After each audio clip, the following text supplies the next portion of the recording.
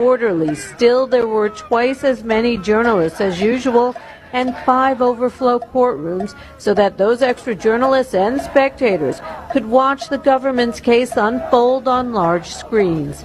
Julie Walker, New York. Some Medicaid data can once again be shared with immigration authorities. For now, the latest ruling only allows the agency to hand over basic biographical information about immigrants residing in the United States illegally. Those living illegally in the U.S., as well as some who are lawfully present, are not allowed to enroll in Medicaid. But federal law requires all states to offer emergency Medicaid coverage for life-saving services in emergency rooms to anyone. Immigration advocates say that the disclosure of personal data could cause alarm among people seeking emergency help for themselves or their children. I'm Lisa Dwyer. Minnesota Governor Tim Walz is ending his bid for a third term amid a fraud investigation into child care programs in the state and its Somali community. Less than 4 months after announcing his re-election campaign, Walz said Monday the negative attention and Republican attacks make it too hard to serve a full time as governor and be a candidate for another term. On Wall Street, the Dow up by 594 points, the Nasdaq rose 160. More details at townhall.com. This is Dennis Prager for AmFed Coin and Bullion. There's something about the feel of a gold coin in your hand and the way the light reflects off its intricate details that has always captivated me. Nick Grovich, AmFed's owner, turned that same passion into his livelihood. Nick began collecting coins as a teen, and that interest grew into a nationally respected business offering only the finest quality coins at the most competitive prices. But the truth is that although Nick is a rare coin dealer, he doesn't believe in rare coins. Rare coins do not make sound investments, but they do make dealers a lot of money. See, that's part of what I respect about him. AmFed specializes in buying non-performing numismatic coins and turning them into gold or silver investments that provide liquidity and perform competitively against the market. Whether you're buying or selling, call 800-221-7694. That's 800-221-7694. AmericanFederal.com. Here's the Wall Street Business Report. President Trump is vowing to revitalize oil production in Venezuela. It's been in decline there since it was nationalized by Hugo Chavez in the early 2000s. The solution, according to President Trump, is a return of U.S. oil companies who were kicked out of the country by Chavez. We're going to have the big oil companies go in, and they're going to fix the infrastructure, and they're going to invest money. We're not going to invest anything. We're going to just take care of the country. We're going to cherish the country. We're going to take care, more importantly, of the people, including Venezuelans that are living in our country that were forced to leave their country. And the president notes that in recent years, Venezuelan oil production has slowed to a mere trickle of its actual capacity. On Wall Street at the closing bell, the Dow was up by 627 points. The Nasdaq up 197. Oil gained $1.03 a barrel. For the Wall Street Business Report, I'm Bob Agnew. News and analysis at townhall.com. On Point Weather, brought to you by our friends at Palmetto State Armory. On 107 The Point. Here's tonight's forecast. Clear and cool this evening with a low temperature dipping down to 45. Tomorrow's a bit warmer, a blend of sunshine and clouds. We'll have a high of 67. We'll see the low 70s for high temperatures Wednesday through Friday. And we're dry all week until a slight chance for a shower on Friday afternoon. I'm Cal Moss with your On Point local weather. WQXL Columbia, W264DF. From the Bart Fireside Studio, the solution for keeping you warm this winter. This is 107 The Point. This is The Point. Make thepointradio.com. Come on, press that button. This is Sports Talk with Phil Kornblut and Chris Bergen. Sports Talk is heard across the state on radio affiliates of the Sports Talk Media Network and is streaming live on SportsTalkSC.com, as well as Twitter, Facebook, and YouTube. The South Carolina Education Lottery lucky number to call in is 888-898-2525. That's 888-898-2525. Now, here are Phil and Chris with tonight's edition of Sports Talk. All right, welcome into Sports Talk Media Network. What a wonderful day. Today was a 36 some people rate things like 1 through 10, like they're looking at, for example, the women who watch our show and look at the plumber, they rate him like probably a 7.5 or an 8, especially. That's generous. Coming off a haircut. Well, you're a sexy-looking guy. So I'm trying to help you here. I'm trying to help you get that first date of 2026. Got a lot of work to do. Now, I rate it by how many holes of golf you could get in today. 36 easily if you got off to an early start. Maybe 54 if you play fast. What a gorgeous day. Chris Bergen, welcome in from the Berge Palace down in Sardis. Good to have you with us once again. Yes, sir. Looking Good forward to be back. A busy show tonight. Phone number 888-898-2525. South Carolina Education Lottery lucky number to reach us here on Sports Talk.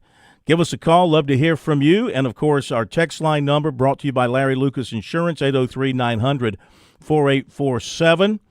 So we got a lot of ground to cover tonight, Bergie. Things are happening fast and furious in the free agency world of college football. Players are coming, players are going. I think the big news of the day, besides Clemson signing a player to a contract, Elliott Washington, Penn State corner, is T.J. Moore announcing that he'll be back at Clemson next season. So that solidifies that area for Clemson with Bryant Wesco returning. If Tristan Smith were to get another year, and they're going to sue if they don't get it, he's already retained an attorney.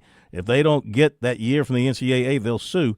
But, I mean, if he comes back and you throw him in with who's coming in from the recruiting class, Naheem Burrows, for example, and who they might continue to recruit from the portal, I mean, you're looking at a pretty good receiving room there for the Tigers. With their new offensive coordinator, Chad Morris, who was officially introduced today and got his contract approved by the Board of Trustees. It's a 3-year deal at $1.2 million per season. Pretty plain and simple, Bergie, on the contract for Morris, just $1.2 million a year for 3 years, and of course there are bonuses built in based on the success of the program. I actually like the contract setup, Phil, and I think that's the way, and I'm really surprised and good for Chad Morris. I guess if you want to get back into the game, this is what you have to do, but the majority of his contract is based on performance. If the offense exceeds expectations and does well, he gets paid for it. And if it doesn't, the university is not on the hook for it. So I love the way that contract is set up from a Clemson perspective, and props to Chad Morris for agreeing to that. The only thing I was looking to see was how much money you get out of that contract, because you're the first person that I can think of that actually got Chad Morris's name and talked this into reality. Yeah. Now, you were talking weeks ago about him possibly coming back and being the offensive coordinator at South Carolina. That obviously did not happen, but you got his name back in the forefront, and I think he owes you a debt of gratitude and a little money on the side. You know what? I think I'm going to bring that up to him next time I see him, that we kept hope alive for him in South Carolina between the two locations. And I did ask back during the season, I asked, with this kind of in the back of my mind, when people were talking about the likelihood of a change at OC, I asked him a question, but I did so in sort of a off-the-cuff manner, not anything trying to probe, but the question was, hey, have you been talking to Chad Morris at all? Just like, are you having any conversations, keeping up with him, et cetera, et cetera? And he said he had been, that they had talked about things. You know, he was with his son, Chad was, following his son at Virginia. Little did we know. And I got to believe maybe even as far back as that point in the season, he was Swinney had to be testing the waters and kind of feeling Morris out about his interest in wanting to get back into coaching. Because my follow-up to him, when he said, yes, I've been talking to him, I said, does he want to coach again? He said, you'd have to ask him. I actually was asking that because at that point, South Carolina had fired Mike Shula, so they were in the market. So I was really thinking about it really more so from a South Carolina standpoint than a Clemson standpoint, but it turns out that it is Clemson for him, which goes to our poll question of the week. And make sure you vote on our poll question of the week, which is available on our X page, which is SC Sports Now, And the poll question of the week is, of course, South Carolina and Clemson hired new offensive coordinators. Shane Beamer hiring Kendall Briles from TCU, and Dabo Swinney hiring Chad Morris, former Tiger, and former head coach at SMU and at Arkansas. So who made the better hire between the two, Beamer or Sweeney? Your two options, Beamer because Briles is younger and more in tune with today's offenses. Sweeney because Morris is older and has a championship pedigree. And the bailout answer is both came out winners with their hires. So we gave you a bailout answer as well. Right now, 52.63% side with Beamer. 26.32% say both came out well, and then 21.05% vote for the Sweeney selection there. So I happen to put me on the fence here. I happen to believe they look like good hires for both teams at this point. And I think Will Merritt, Phil, when we had him on Friday to recap the Clemson season, we asked him about what was at that point in time going to be the potential hiring of Chad Morris. And, excuse me, he said he loved it. He thought it was a great hire for the Tigers because of what he was able to accomplish clearly. But he said, the caveat to that is a lot of folks don't like retreads. And Tiger fans feel like there's a reason Chad Morris went away. Why are we bringing him back? And I think that's probably why you see maybe Briles being a little more popular just because he's new. But if you're based on just what he was able to accomplish, now consider the players that he was able to coach, but what he was able to accomplish at Clemson, I think it's a really good hire to bring him back. Well, I mean, he wasn't forced out at Clemson. He left on his own volition to go become head coach at, what was it, SMU, I believe. Went to SMU first, and then he went to, after that, he made a – now, his mistake was going to Arkansas after his short stay at SMU, and things just fell apart. And his career was really damaged by – the stay at Arkansas. It was ugly. I think you're right. It was ugly there at the end, but his reputation, I mean, it was damaged, but I think his reputation as an offensive mind and an offensive coordinator and a quarterback coach remained pretty solid. So that's why he was able to work at some other places like Auburn, and then, of course, he took this past year off to be with his son at Virginia, which turned out to be a great year for the son and a great year for the Wahoos, and now he's back at Clemson, where he, of course, feels very, very comfortable in his own skin there with the Tigers. So I think the whole thing is going to boil down to this. It looks like, according to Paul Strelo from Tiger Illustrated, from what they're gathering from their Clemson contacts, it does not look like Clemson will go into the portal to bring in another quarterback.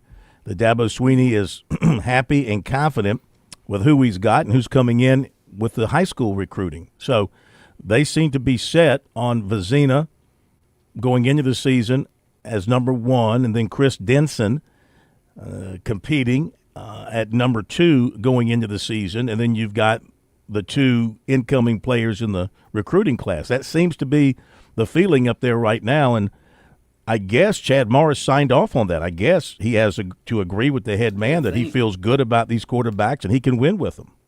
I'm surprised he wouldn't try and coax his son to come join him at Clemson, because Chandler, I think, does have at least one more year of eligibility. Who knows? He may have 2, 3, 10 years left to go in college football. Well, he has to appeal. He has to appeal for a 7th year.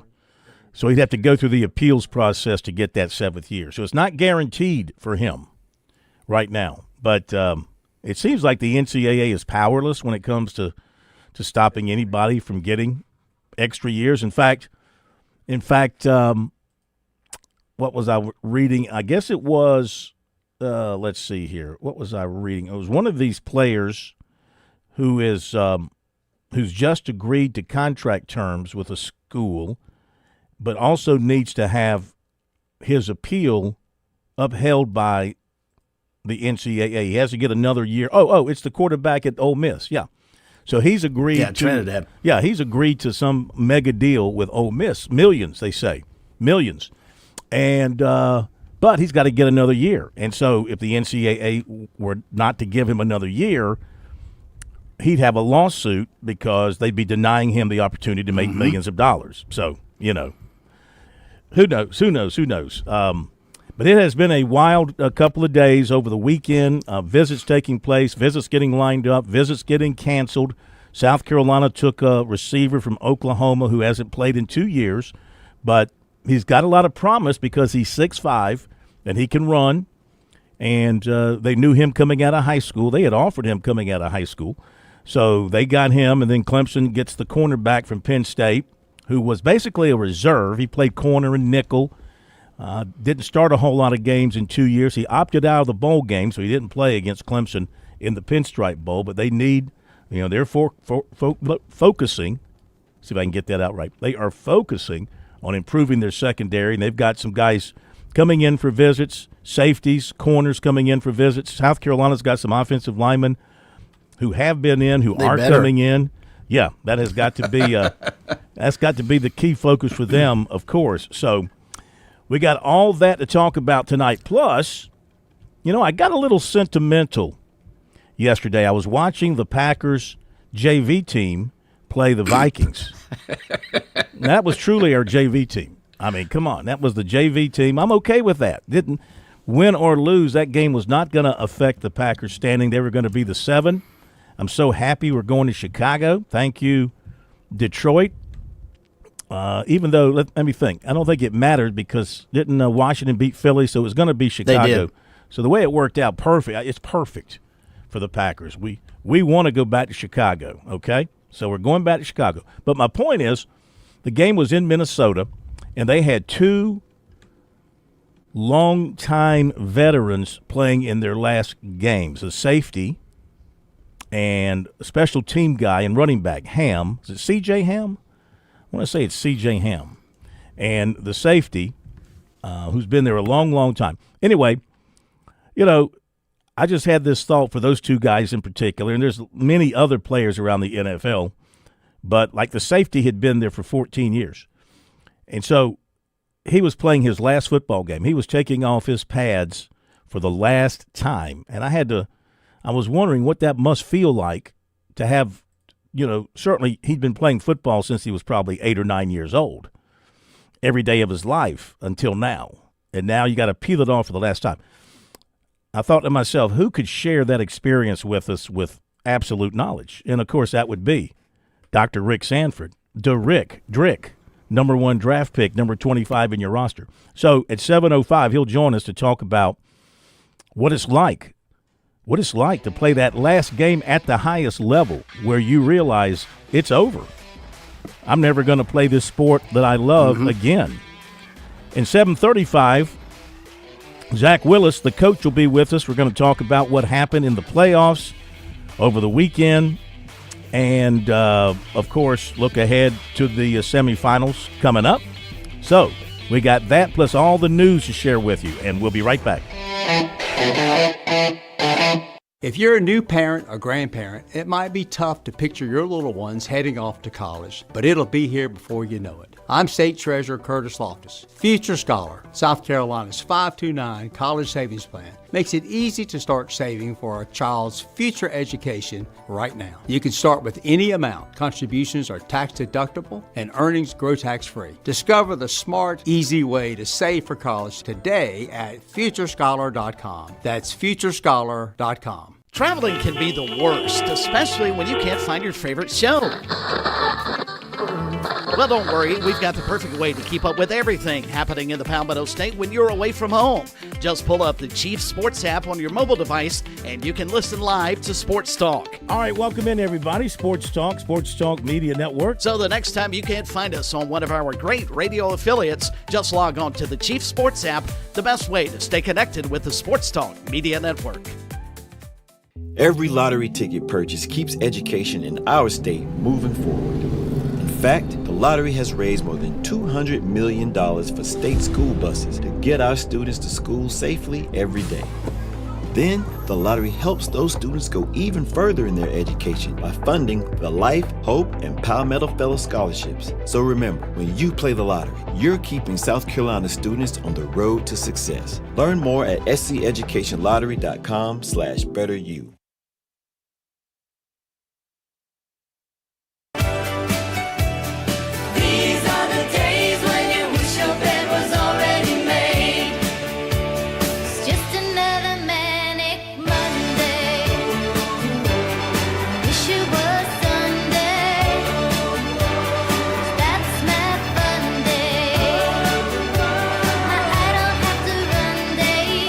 All All right, we welcome you into Sports Talk. If you want to join us, 888-898-2525, whatever's on your sporting mind. 888-898-2525. Also, our text line number will hit up to Texas as well. 803-900-4847, 803-900-4847. Don't forget the phone line lucky number, 888-898-2525. Learn more about the South Carolina Education Lottery's impact at seducationlottery.com/education wins. And playing for fun is a win for education. So let's hit on some of the other major stories of the day. We talked about Chad Morris getting approved by the Clemson Board of Trustees today. A base salary of $360,000, supplemental salary of $840,000, and total compensation $120,000. And that's it. That's how it's set for each of the next 3 seasons. There's no stated increase. And this, I mean, Bergie, this is a pretty low figure for no doubt. a Clemson OC and for a guy of his stature. I think he was just wanting to get back into coaching. I think he, I'm just going off, what I think. I think he wanted to get into coaching again. I think he wanted to be at Clemson. I think he wanted to make it as easy as possible. And also, of course, leave Clemson with more money to use to pay the players here in free agency. I agree. And I think, especially considering what they were paying his predecessor and Garrett Riley, they almost chopped about $1 million out of that salary for the OC. So I think twofold. First off, Chad Morris realizes probably in his own mind, I've got enough money to live on and my family's going to be well taken care of over the years. So I don't necessarily need to go after the big salary after being a head coach several different times. But also, I think you probably hit the nail on the head. Let's save that money. Don't pay me. Let's go pay the guys that I need to go win offensively, and starting first and foremost, let's go find a running back. Much like South Carolina. Now Clemson may be in a better position if they're sold on Gideon Davidson, and I guess that remains to be seen. Yeah. Well, I think Gideon Davidson, I think he has the skills to do it, but they still need more in that running back room. I think Gideon Davidson showed some flashes, but when you look at Clemson offensively going into next season, it's a rebuild on the offensive line. It's a big question mark at quarterback and at running back. The only really solid, sure things would be the receivers and the tight end with Bellencourt. Otherwise, I think it's a big question mark on that offense across the board for the rest of those positions. Well, and as you pointed out a couple of minutes ago, if they're not going to go into the transfer portal and get a proven quarterback, you've got one game to judge Christopher Vizina on. But I think that had to be a discussion you would think that Dabo had with Chad Morris. All right, what do you think about our current quarterback room? And evidently he must be okay with it. But I'm really surprised. And I realize Dabo is as loyal as the day is long, and he's not going to go into the transfer portal because he's made this comment before if he believes that the players he has currently on his roster are better than anybody he can get. I just don't know that that's the case at the quarterback position. I guess we'll find out. All right, we'll go through all the recruiting news from the portal, John, and everything else coming up. South Carolina and Clemson have, believe it or not, they're still doing high school recruiting, and they've handed out more offers to 2027 prospects. Let's run through some other news notes, and our phone line's open, 888-898-2525. Couple of Coastal Carolina players. Well, one's coming back, Bergie. Running back Damarian Petit has entered the transfer portal. He's announced. Sayonara. What's the story on him? I have no idea. Sadly, he's not one of the guys that contributed at all this past year. So my guess is looking for playing time, and the new coaching staff may have said, "Yeah, you might want to go find a place where you can compete," because he did not in a very solid running back room this past season. Yeah, and it looks like Coach Beard at Coastal is kind of following the lead of when he was at James Madison, Signotti, and bringing in when he went from James Madison to Indiana, he took like a bunch of James Madison players with him and sort of started things at Indiana with that as the core. He's kind of doing the same thing, bringing those players in from where he was before, Missouri State. What's that old saying? The devil you know. And Kirk Cignetti probably wrote the book on this. Look, I've got really good players here at James Madison that were good enough to win a Sun Belt. Now, whether or not they're good enough to win a Big Ten, let's go find out.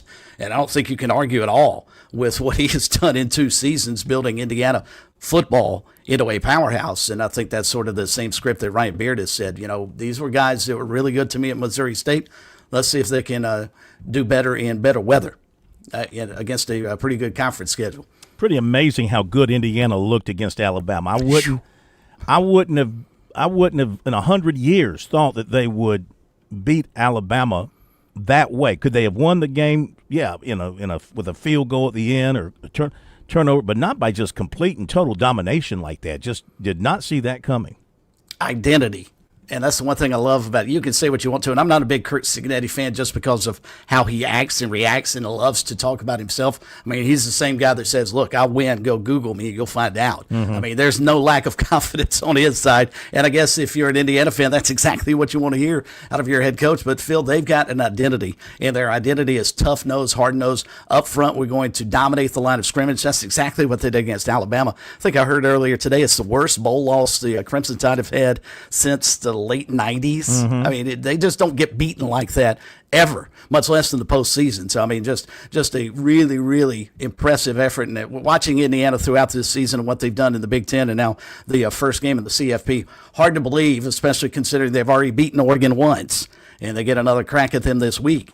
Hard to believe they're not going to raise the trophy at the end of this season. And who would have thought that 5 years ago that Indiana would be the national champion 2 years when Kirk Cignetti came in from James Madison of all places. Yeah, and that's what gives hope in today's free agency world when a Vanderbilt can win 10 games and be considered a strong contender, or in Indiana for that matter. I'm sure in 2024 when South Carolina popped up there and won those games and people were talking about them making the playoffs, and they win 9 games in the regular season, and they were right there knocking on the door, and people were saying, see, this is what free agency can do. It can help teams turn it around, but you got to be very careful. I mean, free agency can also burn you. It can also burn you because, I mean, look, let's face it, South Carolina, for the most part, on the offensive side, did not do a good job with their selections in the last free agency market time, because look at all the offensive linemen they brought in who have left. Their top receiver who they brought in, he's left, Jacobs. And that's one thing I don't understand why he wasn't kept. I don't understand why they couldn't reach contract terms with him. I would have thought that the way he played and the way he came on, being a proven commodity, that you would spend a little more to try to keep him. Obviously, they did not. Defensively, didn't you feel the same about Josiah Thompson, too? Of all the offensive linemen they lost, that was the one that really surprised me. I thought for sure left tackle, who's played for you a good bit, here's a guy we got to find a way to keep. Yeah, but, I mean, he played so poorly. Yeah, maybe that's the case. They just decided that whole offensive line was certain. Beamer said about as much Friday when he was meeting with the media, basically said, look, they were not very good. And so losing any of those guys is not necessarily the worst thing. We need to retool up So, front. I mean, you fire the offensive line coach, but, I mean, you're trying to put lipstick on a pig. Exactly. And, I mean, you're asking an offensive line coach to take a bunch of guys who aren't capable and make them into an SEC offensive line, and you fire the coach? Anyway, that was a decision made several months ago, and it didn't change anything, to be honest with you. They did cut out the penalties. God, I've never seen an offensive line more penalized than that bunch was in the first month of the season. It was absolutely ridiculous. But so anyway, now defensively, the Gamecocks went out and got some good players. The linebackers they brought in through the portal, John. Some of those defensive linemen who are staying around, who will likely be the starters on the inside in 26.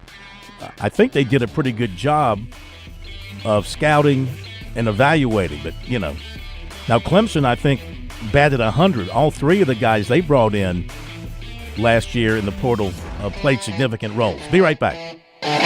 On Point Weather, brought to you by our friends at Palmetto State Armory. On 107 The Point. Here's tonight's forecast. Clear and cool this evening with a low temperature dipping down to 45. Tomorrow's a bit warmer, a blend of sunshine and clouds. We'll have a high of 67. We'll see the low 70s for high temperatures Wednesday through Friday. And we're dry all week until a slight chance for a shower on Friday afternoon. I'm Cal Moss with your On Point local weather. If you've never had genuine Wagyu or Hereford steaks and burgers, you don't know what you're missing.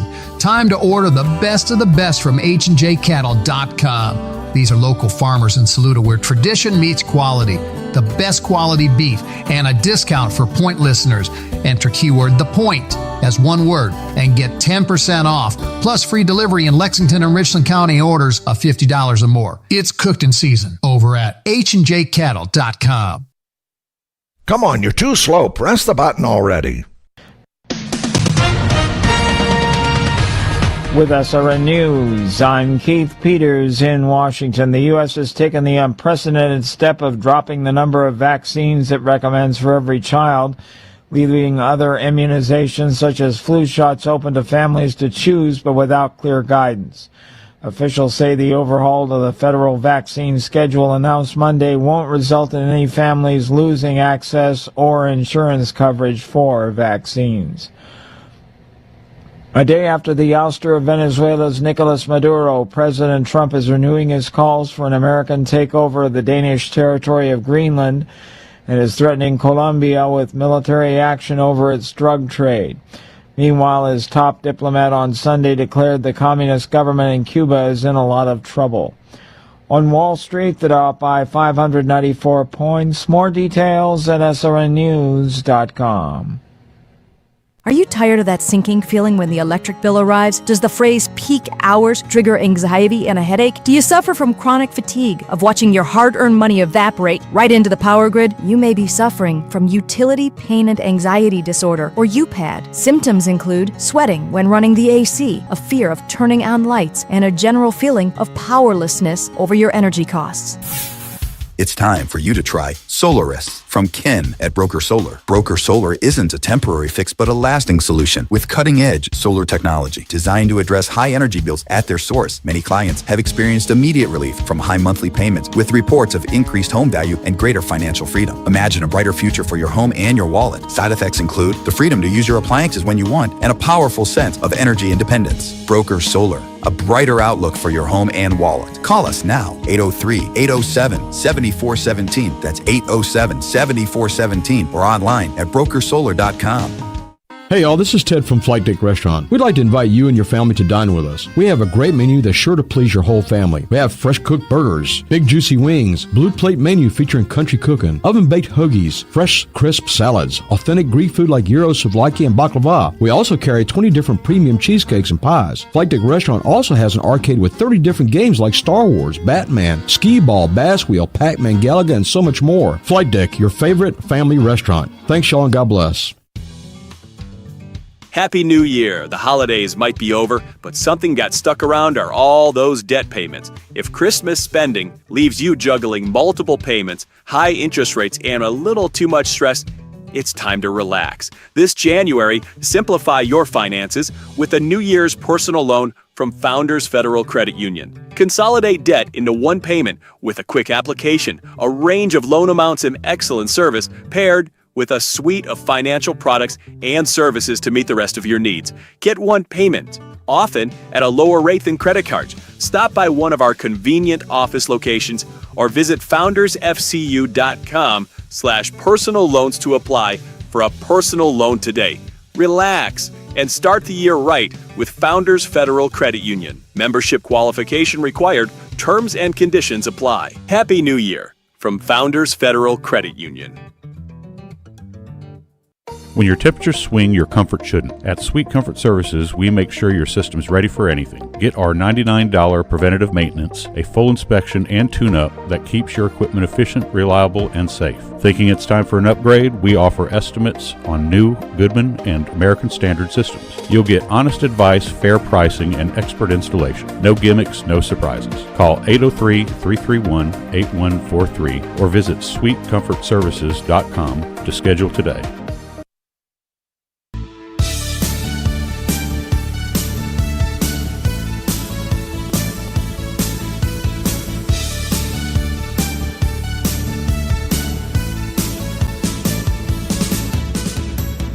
Okay, back on Sports Talk on this Monday night. Phil Kornblut, Chris Bergen, and the plumber, Josh Cohen.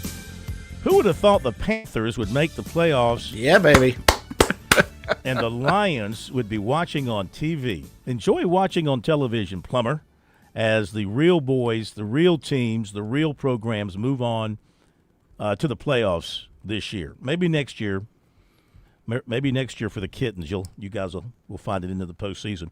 888-898-2525, South Carolina Education Lottery lucky number to reach us here on Sports Talk. Before we move forward, time for a couple of special announcements. The end of the competition for the Sports Talk Pick'em Challenge. With all the games being played, we have to announce our new champion and the lucky winner of this gorgeous. I brought this back from New York City when I was up there for the Pinstripe Bowl. Yeah, we got it from, what was it, Diamond? It was a smash and grab. I did a smash and grab on. That's a different way than I thought you were going to go. I was walking down in Fashion, what do they call it, Fashion Avenue. I did a little smash and grab. Isn't that beautiful? Look at that. Look at that. You just don't find trophies. Show them the back of the trophy. What happened to the back of the football? Oh, it's pitted. Yeah, it's you can put stuff in there. Like you can drink out of it. If you want, you can drink out of it. There we go. Like the Stanley Cup. If you want to hide your stash in there, whatever. Yeah. Anyway. It's nice and gold-plated plastic.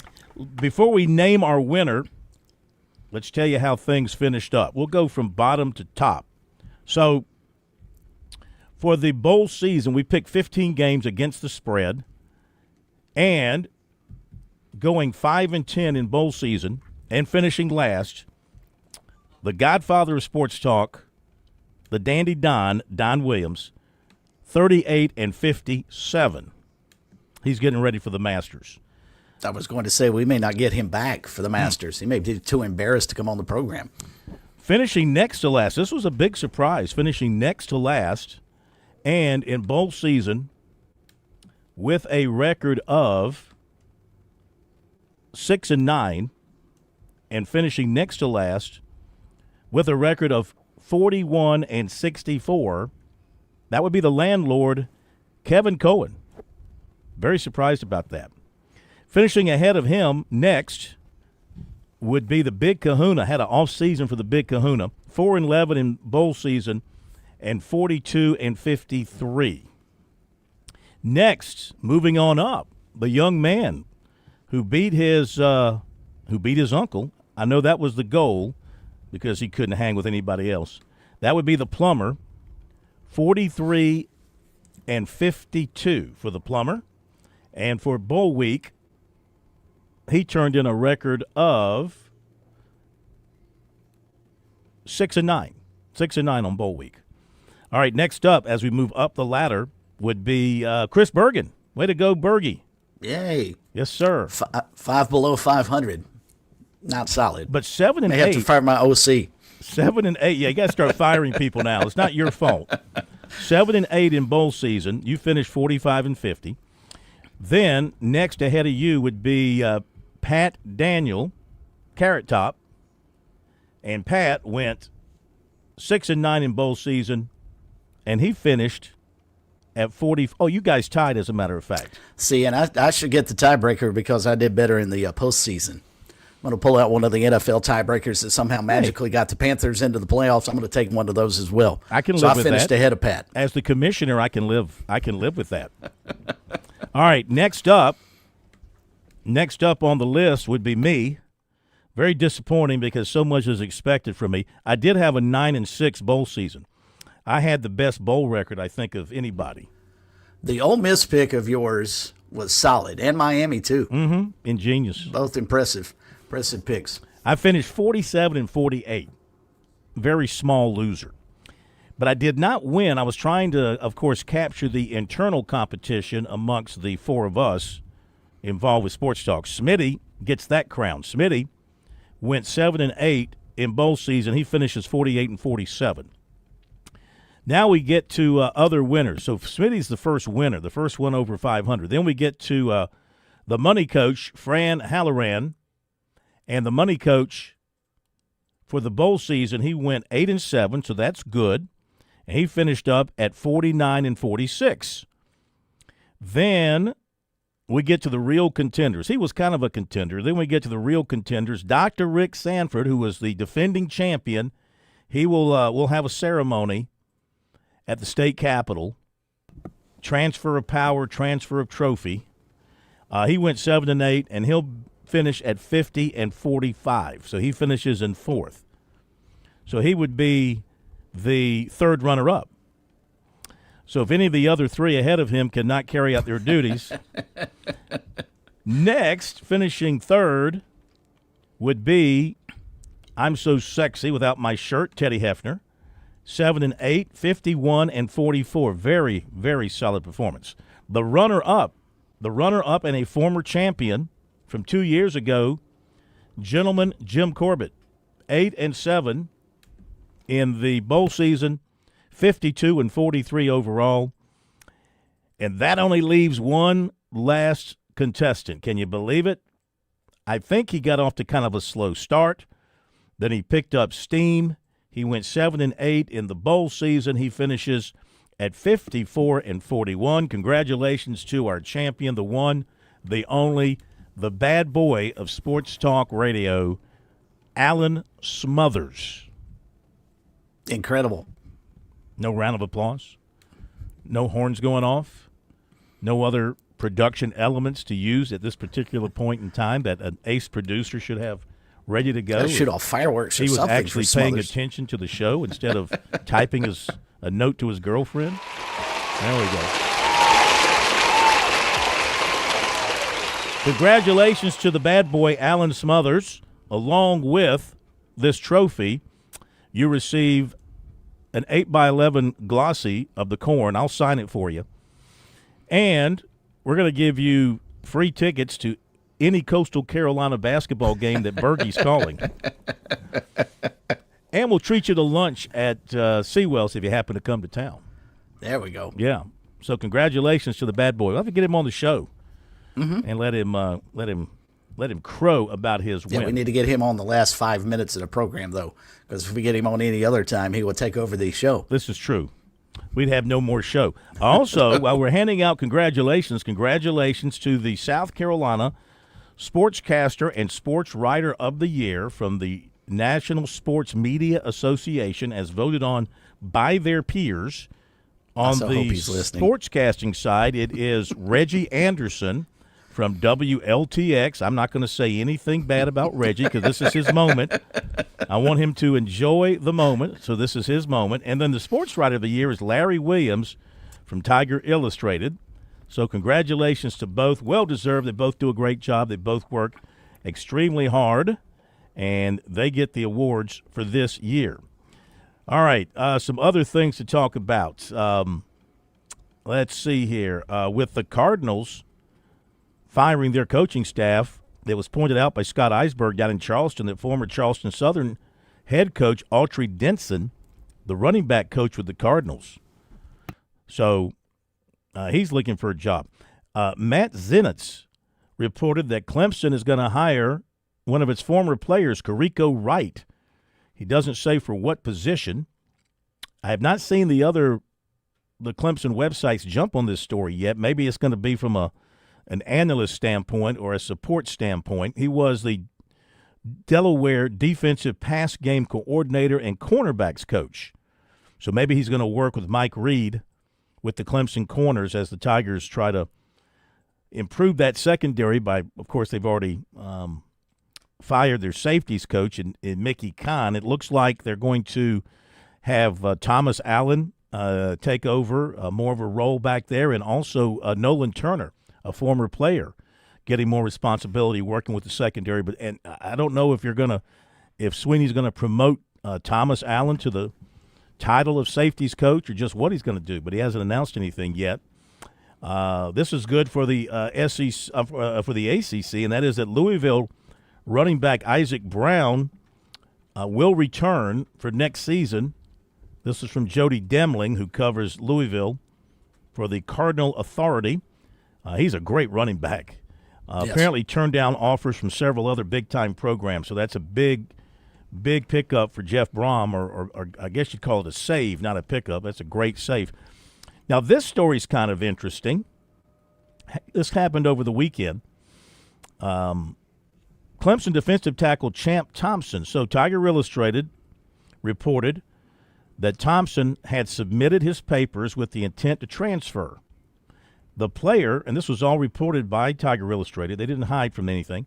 The player then told the outlet that they were wrong, that he had not submitted papers, and he was still negotiating with the school. However, Tiger Illustrated says it stands by its reporting that he did submit transfer papers.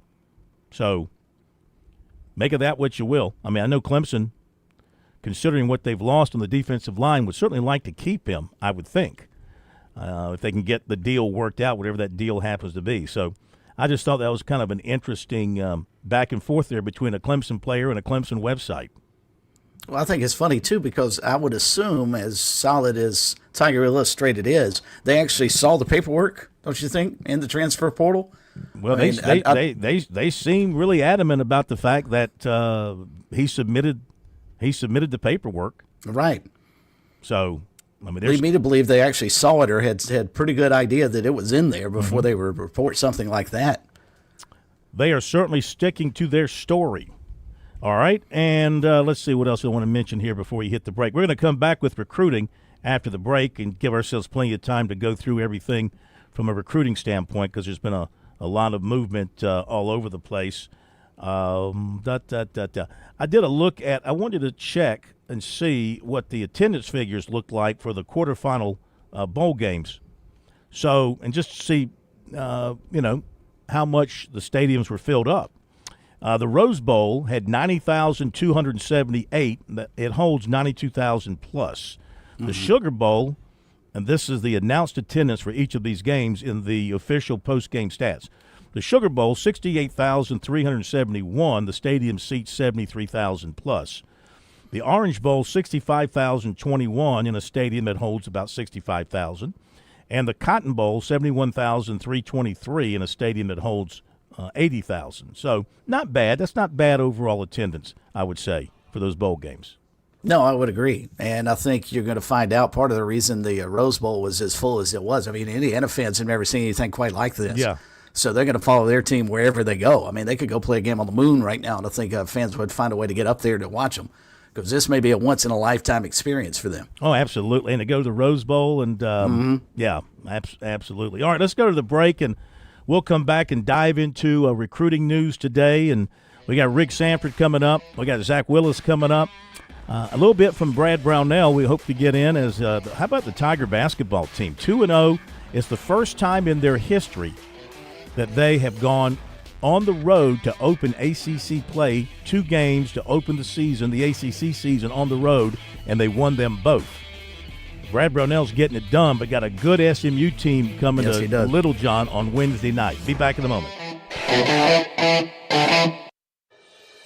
Hi, I'm Jim Corbett. I've been an attorney for more than 30 years. There's one thing I've learned about injury cases. It's you need the personal touch. You need the lawyer to get to know you and describe your damages. You don't want a case manager talking to an insurance company and then talking to you and then talking to maybe to a lawyer with limited experience at the last minute to try to settle a case. I talk to you. I find out what your case is about. Jim at JimCorbettAttorney.com. Jim at JimCorbettAttorney.com for your injury cases. There's a lot of things we take for granted in our lives. Your home's AC will run cool. Your drive-through coffee will be hot. And the car will start when it's time to take your kids to school. It's when things don't go as planned that you start thinking about who to call and where to turn.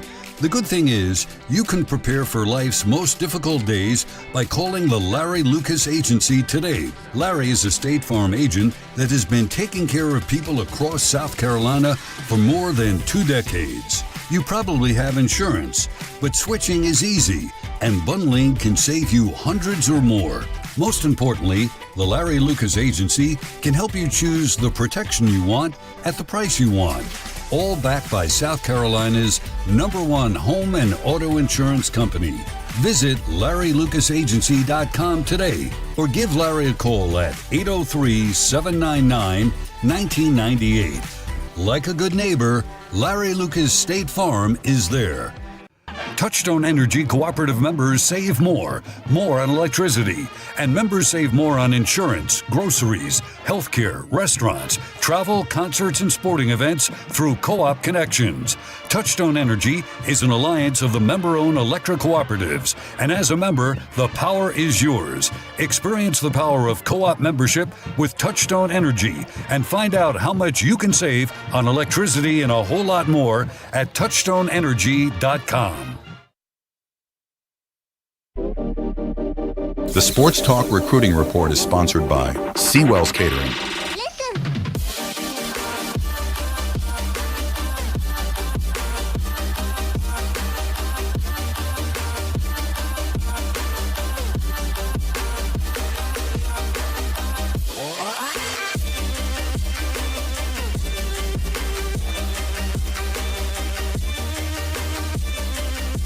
Okay, recruiting here on Sports Talk. Brought to you by Seawells. It's a new year. It's a new day at Seawells. They're back open. They're back from holiday. Starting tomorrow. They're back open.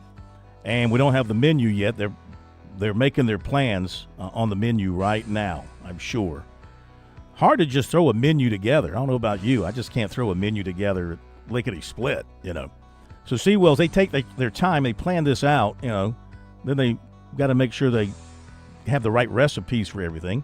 Little touch of salt, little pinch of sugar, et cetera, et cetera. So you make plans to get over to Seawells tomorrow. Begin your new year the right way with a nutritious daily luncheon buffet from Seawells. And they'll be serving up from 11 till 2. It's only $15.50. And for the very best in the catering business, just call Seawells. Let them handle everything for you. Their phone number, 803-771-7385, online at SeawellsCateringSC.com. All right, we got a lot of stuff to cover here. See what we can get done before the top of the hour. Penn State cornerback Elliott Washington, 5'11", 182, announced he'd reached a contract agreement with Clemson this morning after visiting over the weekend. He also was at Virginia over the weekend. He's a native of Venice, Florida, went to IMG Academy. His father there played at Alabama basketball, and he's the basketball coach there. He was at Alabama the same time Dabo Swinney was at Alabama. He played in 36 games at Penn State, started 53 tackles, 2 interceptions, 11 pass deflections for his career. South Carolina reached a contract agreement with receiver Jaden Gibson, 6'5", about 200, out of Oklahoma. He was in over the weekend. He's out of Apopka, Florida. He signed with the Sooners in 24 over the likes of Auburn, Georgia, Florida, Florida State, and South Carolina. Also offered with Justin Stepp as the receivers coach. So Gibson missed all of the 24 season with a knee injury and the early part of this past season, and then he later was announced by Brent Venables as no longer being with the program. So he hadn't played a game in 2 years. He did play in 22 games, starting 1 in his final 2 seasons in Norman, or his first 2 seasons. He had 15 catches for 387 yards and 5 touchdowns. He did average 26 yards per catch. It's pretty impressive. All right, so as far as other targets now scheduled to visit based on all the reporting around the internet. So also win yesterday to South Carolina, UCF offensive lineman Carter Miller. He played 1,992 snaps in his career. He allowed 2 sacks. He also played at ULM and James Madison. And South Carolina down for visits this week with TCU running back Nate Palmer, 6 feet 190. LSU offensive lineman Paul Mubinga, 6'5", 317. Florida State tight end Randy Pittman, 6'2", 237. And Louisiana offensive tackle Bryant Williams, 6'7", 329. Palmer, Mubinga, and Williams were scheduled for today. And Palmer was at Purdue on Sunday. Mubinga was at Arkansas, where his brother's an incoming freshman with the Hogs. Williams was at Florida State on Sunday. He told a Seminole website afterwards it'll be hard to top his visit to Tallahassee. Pittman is down for January 7th. He's been to Auburn and is scheduled to visit SMU as well. UCF defensive tackle Horace Lockett was scheduled to visit South Carolina January 9th, but he decided to remain at UCF. Texas Tech place kicker Upton Belenfant told us that South Carolina contacted him and canceled his scheduled visit for today and apparently is no longer pursuing him. He's now focused on Memphis and Troy. Other offensive linemen planning to visit South Carolina: DJ Chester, 6'6", 315 from LSU, and Seth Smith, 6'4", 285 of Northern Arizona, plus Hale McGranahan. Big Spur reported 2 other offensive linemen coming in: Hank Purvis of Purdue and Grant Segrin of Oklahoma State. Inside the Gamecocks reported today that Clemson transfer tight end Josh Sapp will visit South Carolina on Friday. Played in 41 games over 4 seasons out of Greenville High. Had a redshirt season as a true freshman. He caught 24 passes, 273 yards, 2 touchdowns. Of course, his dad is Patrick Sapp, played at Clemson. Now, Clemson had a pair of defensive back targets on campus over the weekend, and along with Elliott Washington, they had Chris Bracey, 6'1", 195, from Memphis in for a visit. He had 116 tackles, 2 interceptions in his 3 seasons at Memphis. Another defensive back set to visit Clemson, Florida State safety Edwin Joseph, 6 feet 198. He's down for January 7th. He's been to Texas A&M and Texas. He also plans to visit NC State. Southern Cal linebacker Matai Tagoyai, 6'4", 205. He's at Clemson today. UCLA is also interested. He had 4 tackles as a freshman this season, played a lot on special teams. Also scheduled for Clemson today, West Georgia defensive lineman Courtney Kelly, 6'3", 281. Offensive tackle Johnny Brown, 6'3", 315 from Georgia Southern. And defensive tackle Josh Half, 6'4", 320 from D2 member California of Pennsylvania. Kelly will visit Kentucky January 7th and Mississippi State on January 8th. Brown has visited Louisville and West Virginia. And Huff also plans to visit Cincinnati, UCF, and Oklahoma State. This season, he had 58 tackles with 11 tackles for loss and 6 sacks. He began his career at Syracuse as a running back. Also scheduled to visit Clemson today, safety Jerome Carter, 6'2", 195 of Old Dominion. This according to Chris Hummer. 76 tackles and 6 interceptions this season. For Wednesday at Clemson, according to Tiger Illustrated, safety Corey Myrick, 6'2", 200 of Southern Miss. He also plans to visit LSU, Louisville, Georgia Tech, Wisconsin, Cincinnati, and Memphis. 82 tackles and a pick this season. Tigers have upcoming visits with Kansas safety Lyric Rawls, 6'1", 205, and Oregon State linebacker Dexter Foster, 6'3", 236. Rawls is scheduled for Clemson January 10th. He's at Arizona State today and Tennessee on Tuesday and Duke on Wednesday. He began his career at Oklahoma State. He had 72 tackles with 1 interception this season. And Foster was at Nebraska on Sunday and today. He was at Nebraska Sunday and today, scheduled for Clemson on January 9th. He started 7 games this season before an injury sidelined him, 52 tackles, 3 tackles for loss. Jacob Polachek of Kentucky Sports Radio reported that Oklahoma transfer defensive tackle Marcus Strong is considering a visit to Clemson, according to his agent. Clemson also in the mix for Southern Cal defensive lineman Devon Tompkins, along with Alabama, Georgia, Auburn, Ohio State. Oklahoma State offensive lineman Austin Kowecki, who had been linked to South Carolina for a visit this week, committed to Wisconsin. South Carolina transfer target offensive lineman Brendan Black of Iowa State, committed to Nebraska. Bowling Green tight end Jacob Harris, who had been reported as a potential South Carolina target, committed to Wisconsin. All right, we got some more notes to give you. And then Rick Sanford coming up after the break.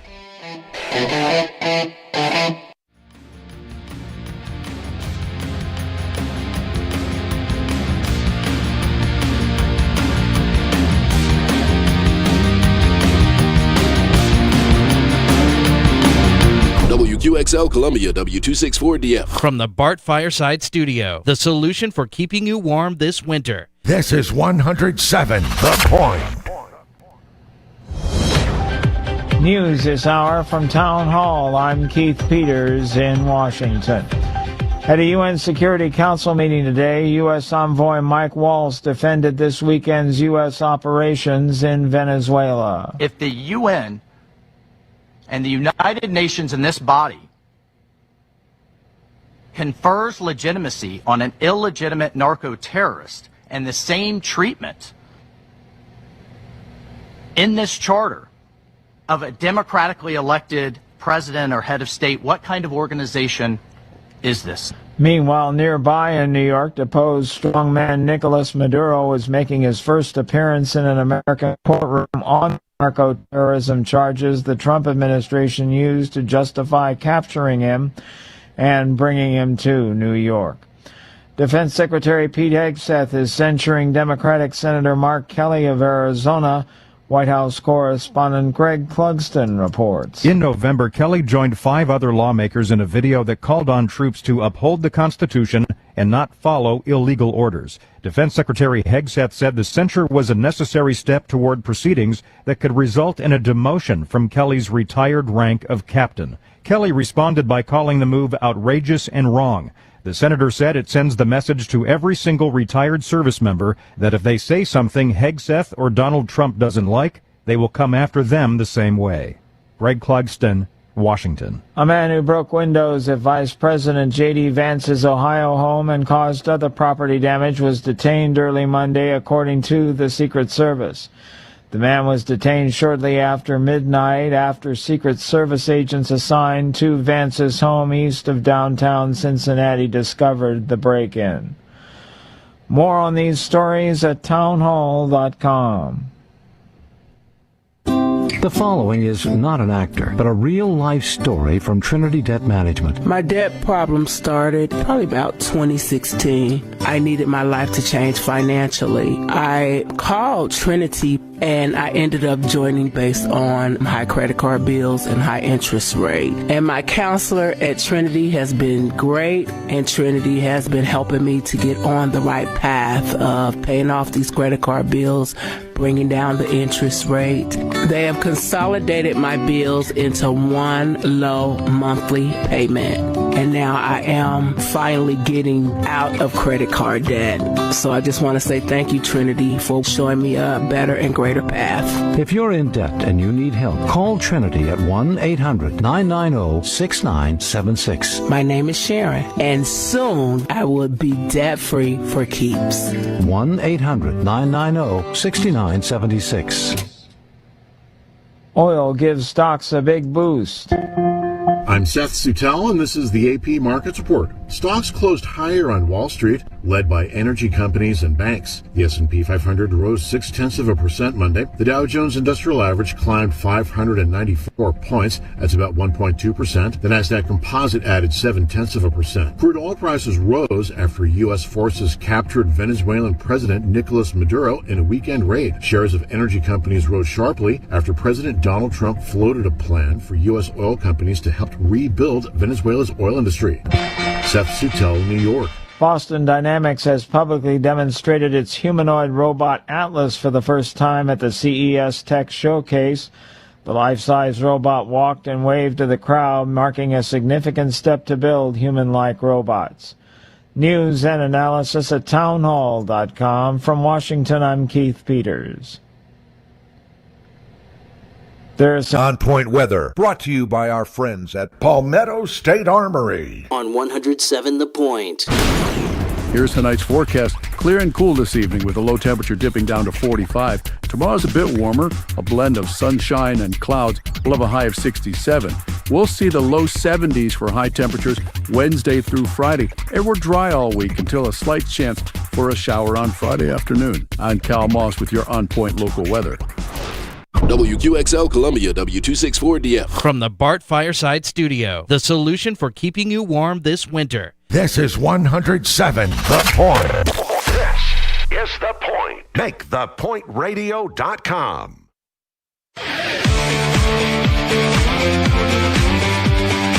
back to Sports Talk on the Sports Talk Media Network. You can reach the guys with the South Carolina Education Lottery lucky number, 888-898-2525. That's 888-898-2525. Now back to Phil and Chris with the second hour of Sports Talk on the Sports Talk Media Network.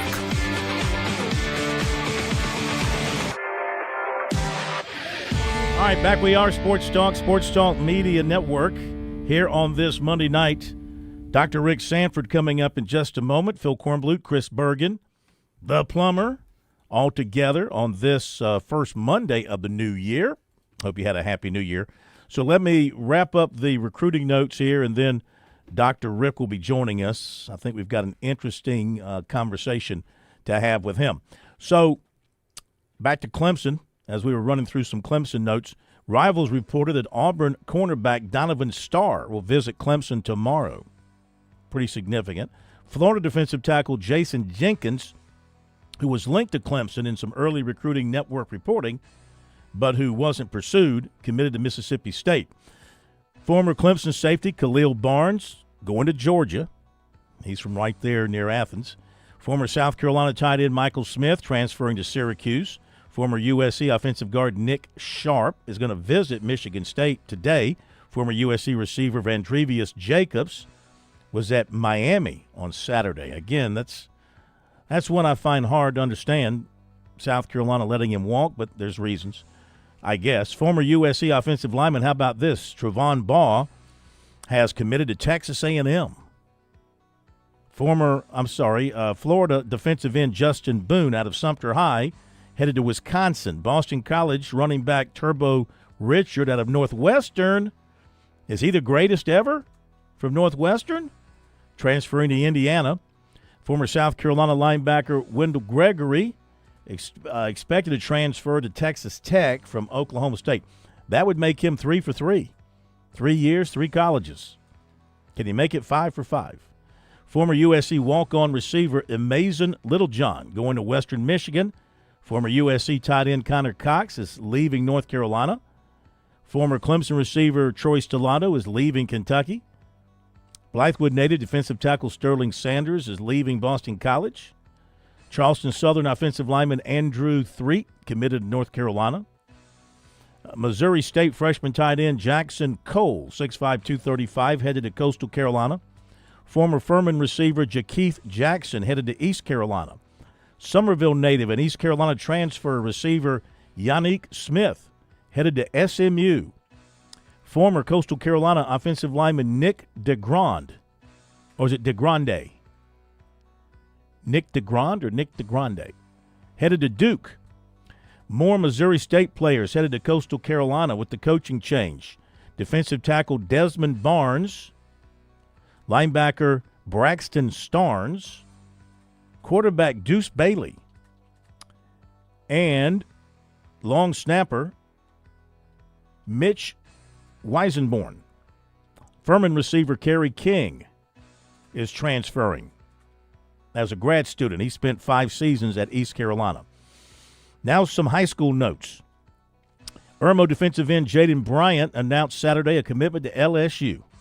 When Sterling Lucas left South Carolina, that made a big change for him. So he's going to, right now, follow Sterling Lucas to LSU. Really good player. Was in the All-American game Saturday. Clemson today offered offensive tackle Elijah Hutchison, 6'5", 275, and he is out of Rabun Gap, Georgia. South Carolina had previously offered him. Got a lot of big-time offers. South Carolina today offered running back Jerry Beard III of Bogart, Georgia, 1,845 all-purpose yards and 18 touchdowns this season. USC target offensive tackle Joshua Sam Appel. He named Georgia, Miami, Tennessee, and Ohio State as his current favorites. South Point defensive tackle Seth Tillman, at the check-in for the Navy All-American game, said he'll visit South Carolina and Georgia in late January. South Carolina offered tight end Tommy Douglas, 6'4", 235, Chatham, New Jersey. South Carolina target Abraham Cisse was offered by Virginia Tech. And Tom Loy of 24/7 Sports reported that defensive end KJ Green of Stone Mountain, Georgia, will visit South Carolina January 31st. He has been a major target for him. He has been a major target for them, and they have been a big player with him. There you go. That wraps up recruiting for now, but this free agency season is red hot, and stuff is happening almost nonstop. Almost nonstop. Players are entering the portal. Players are signing their contracts. Players are setting up visits. So keep an eye on it on social media, and also we'll report on what we happen to see. All right.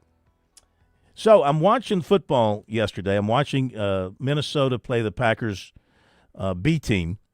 And so Harrison Smith is a guy that from afar I've admired as a player. Great safety. As a Packer fan, I despised him, of course. So this is probably his last game, as it was for C.J. Ham for Minnesota. And they made a big deal in the broadcast talking about that. And it just got me thinking what it must feel like to play that last game and to take off that uniform and those pads for the last time after all those years. And Harrison Smith spent 14 years in the NFL, all with the Vikings. So that's quite unusual. And I thought, who could share that experience with us? And none other than the face and name of Dr. Rick Sanford, number 1 draft pick, number 25 in your roster, came to mind, and I asked him to join us, and he has. And welcome in, and Happy New Year. How you doing? Hey, Phil, how are you? Thank you so much for having me tonight. I appreciate it very much. Well, it's great to have you, and congratulations, by the way, on your 4th-place finish. You have to give up the hold on your championship, but it was a great reign that you had. It was a great 1-year run. Well, it was, and I ended up. I think I lost by 3 or 4 games, something like that. So I was trying to defend it very much so, but there was a couple of teams that I probably should have just thrown in the trash can that last week. I hear you. So I just wonder, for you, after playing what was it, 7 seasons in the NFL, 8 seasons in the NFL. Yeah. When you got to that last game, like Harrison Smith did, like some others are doing, and you knew it was over, first of all, how did you know it was over for you when the time came? Well, my last year I spent in Seattle with the Seahawks, and I had spent most of my career in New England, and I had become like a 5th back, and I wasn't a starter anymore. Mm-hmm. And so when I left and signed with the Seahawks, I understood what I was going to be. I was playing all the special teams and doing all that, but it's just hard when you've been a player every down, and then all of a sudden, you're a 3rd down player and special teams guy.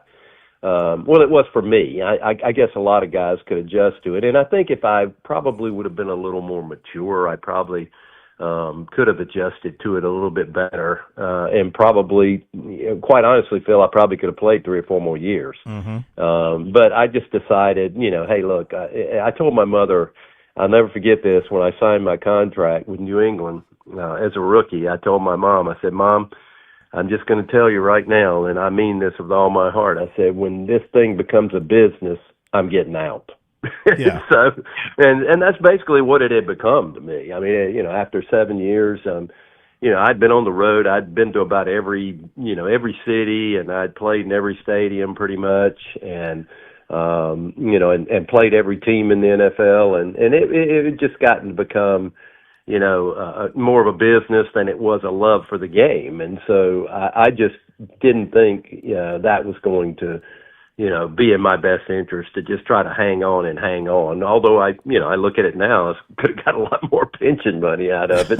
But do you think by the time you were leaving New England and going to Seattle, had your skills eroded some, do you think, by that point? Phil, it's hard to say. I don't think so. I just, my reason for leaving New England at that time was I was in a contract dispute, and that was my sole reason. I didn't really want to leave New England, but I knew that I could see where they were trying to bring in a younger guy that was making less money than me, and that was the way the game is, and I probably, today it probably is the same way.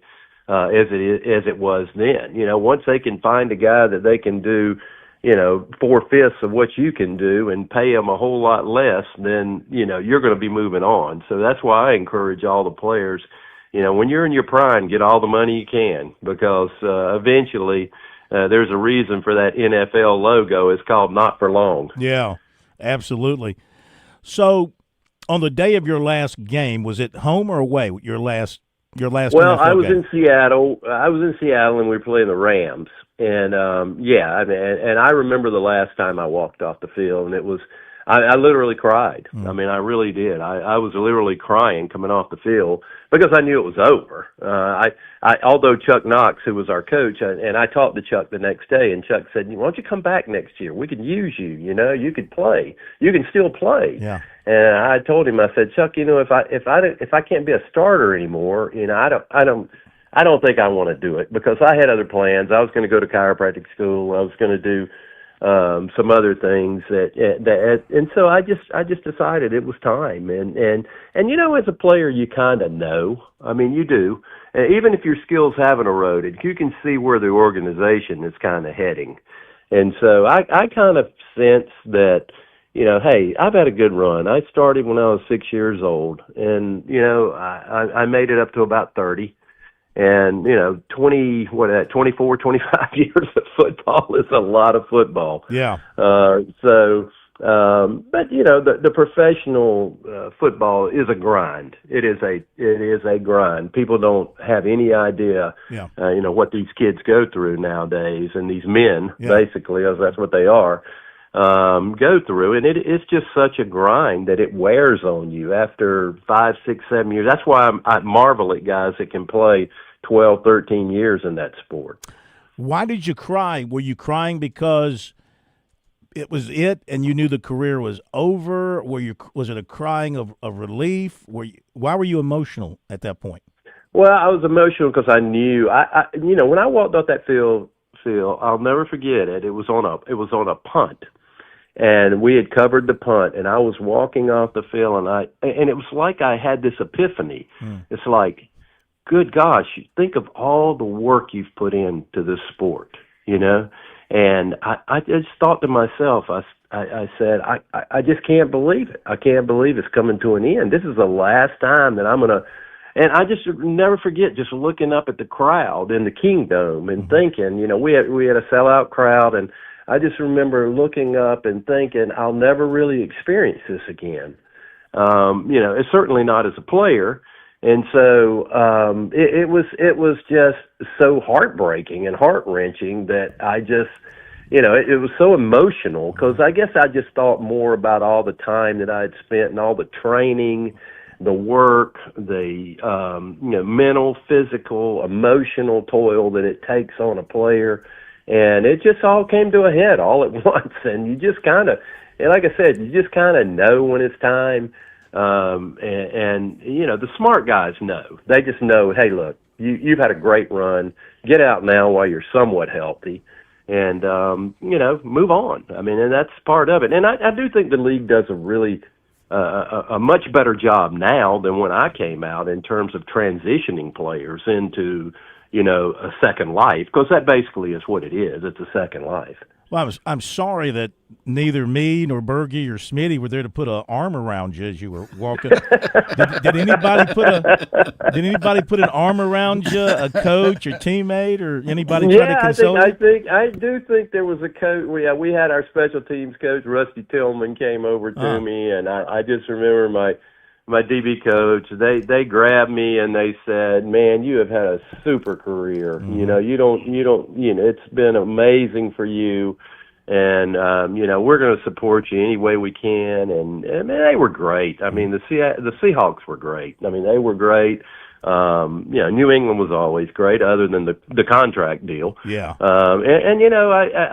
It was just a.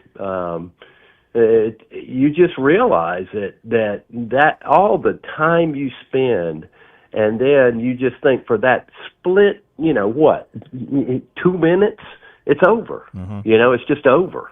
And so, and like I said, I think I was more hurt out of the fact that I knew I could still do it, but I just, my heart was not there anymore because it had become more of a business feel. Mm-hmm. Mm-hmm.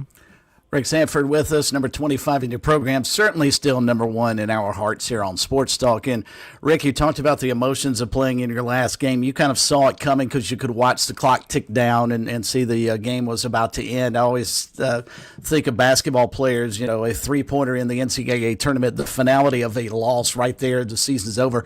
Was there a portion of you when you sat in the locker room, you just didn't want to take your jersey off? Because what you did, you knew it wasn't going back on? I sat there for Chris, I did. I sat there for the longest time and just kept my uniform on and just kind of sat in my little, cubicle there and thinking, I just can't believe it. I can't believe it, and it is heart wrenching. I mean, I know I looked pitiful, but it was something that you think about. You put all that time in. And, just in a flash of, whatever. And I'm sure this happens to other people in other careers and these type things. But the physical and the mental toll that football takes on a person is just really, really extraordinary. And I just got, in some ways, I guess it was a relief. Because I felt like, I can relax a little bit now because, I was always so high strung in terms of, I got to do this, got to do that, got to get this done, got to get that done, got to get that coverage call, got to do that, got to get these guys, got to get those corners to hear the coverage call, with amongst all these crowds. And it was just kind of a sense of a relief, but it was also a sense of kind of despair. Because you hate to say, well, you don't ever really want to give it up, but I think you realize there comes a time where you just got to move on in life, and and it was time. I mean, I knew it was time, and I, like I said, I do think I could have played longer. I may not have been a starter, but I had already done that for 7 years. So did I really need to do that? No. Had I. I could have, been a special teams player and a backup or a third down back, which was fine. And a lot of guys, that's great for them. And the league's kind of changed a lot too. They play so much man coverage and zone coverage with extra defensive backs now. It doesn't matter, but back then, if you were a fifth back, you were a third down back pretty much, because a lot of it was a running game, and we didn't have the the passing that a lot that goes on today. What they do, yeah, that's definitely a pass it and spread it out kind of game today compared to what you were used to. Do you remember like what you did the night of your final game, once you left the locker room and what'd you do the next day? Do you kind of remember how you transitioned from being a football player to being just a regular guy? Well, I had a plan, Phil. I mean, I knew I was going to go to chiropractic school. I knew I was going to go back and I already had my undergraduate degree at from Carolina, and it was all in health-related fields. So there was basically only a couple of courses I had to go back and take, like a chemistry and a physics, to get into chiropractic school. And so that really wasn't hard for me. But I do remember the night of the game. There were a couple of us that were talking about going out to dinner, and I was like, nah, I just can't do it. I don't want to get distracted. I kind of want to relish it. I kind of want to sit in the moment and just think. And I do remember just going back to the house and just thinking, wow, I mean, it's over, but, life will still go on. Oh, yeah. And life's going to go on, and I'm going to go on, and I'm not a quitter. I'm going to go to school. I'm going to get that doctorate degree, and I'm going to practice, and I'm going to do whatever I need to, because at the time I was kind of in between of maybe going to school or I probably had a pretty good opportunity to get into pro football scouting or college football scouting. And so I had thought about that, or either college football coaching, something along those lines. So I was kind of I had a plan. It wasn't like I just walked out of there and, I have nowhere to go. I'm not going to do this. I don't know what's going to happen. I had a good plan, I thought, of what I wanted to do, and I got to work the next day on those things that, I said I'm going to flush this out tonight. After I'm going to let all my emotions get beyond me, and then tomorrow I'm going to start putting forth the next plan. Yeah. So the second life plan, and I did, and I'm very proud of myself for what I did. And like I said, I don't want to make too much out of this, Phil, but I know a lot of people in other careers, do the same thing. It's just like you're just transitioning into another career, and but it did take its physical and mental toll on me. But I've been very fortunate for the most part. I've had some problems, I've had some injuries, I've had some issues and all, but for the most part, after all those hits, I have to feel kind of blessed. You should. I mean, I was going to say, how long did it take you before you let yourself go and you put on 200 pounds? But you never did. I mean, you're in football playing shape today. You're probably in better shape today than you were back then. Well, I'm lighter. I was 192 when I played, and right now I weighed just the other day. I'm 178 pounds. Oh, you stink. Wow. You stink. Yeah. Yeah, well, I'm 178. I work out every day. I just enjoy it more than I really want to do it, okay? There's some days I wake up, Phil, and I go, oh, God, man, I just don't know, today. But that discipline, that disciplined nature that drove you to the highest level of football exists for you today because you exist that disciplined nature to go do what you have to do every day, even if you don't like it. Well, it is, and that's the truth, and I can attribute that to the game of football and really all sports. I mean, I played all the sports in high school, as you know, and but I do think football training is much different than any training out there, and the mental training that's required is really beyond what the normal person out there really thinks it is. I mean, it is really a lot of mental work that goes into football, and not just the game planning of football, Phil. And Chris, I'm talking about the internal, work that you have to do to bring yourself out and do the things that need to be done to be successful. And so I just basically took my things that I learned with football and tried to apply them every day in my life. And I don't think there's been one day that's gone by that I still don't do that. Yeah. Well, they might not have built a statue to you at South Carolina or New England or Seattle, but at least you're on Sports Talk. You're forever remembered by your jersey number, which is in our phone number, 2525. See? Exactly. That's an honor. And yeah. And we got to be the first to wish you a happy birthday. Oh, thank you, Phil. Yeah, it's coming up. I guess I can tell you guys I'm turning 69 on Friday, which is really hard for me to believe. I mean, I remember when my parents turned 40, I thought they were old. Yeah. Yeah. So I do have this thing with my girls, though. I do tell them, I look at them and I say, do y'all think I'm old? Yeah. I mean, and what do they say? They go, no, you're amazing. There you go. That's all you need. Yeah. That is all you need. Well, listen, thank you for sharing all this with us tonight. I just thought it'd be interesting to hear from somebody who's walked off that stage like these guys did yesterday all around the NFL, never to walk back on it again, and it's got to be a different feeling for them. Well, I thank y'all for allowing me to share it, Phil. I mean, it really, this has been very therapeutic for me, really, tonight, because it brings back great memories. And it really does help to talk about these things, when you've got all these things that have happened in your life. And I think sometimes in living, we kind of overlook all the important things that we should be talking about, and we get caught up with all the nonsensical things. But it's been a great ride. Absolutely. I do think. Yeah. We thank you so much, my friend. Thank you, Rick. Have a thank you, Chris. Happy birthday. 69, 70, that's the new 50, so keep that in mind. So keep that in mind. Thank you, Phil. Thank you, buddy. Talk to you soon. All right, bud. Bye-bye. There you go. Dr. Rick Sanford with us. We got Zach Willis coming up. Be right back. On Point Weather, brought to you by our friends at Palmetto State Armory. On 107 The Point.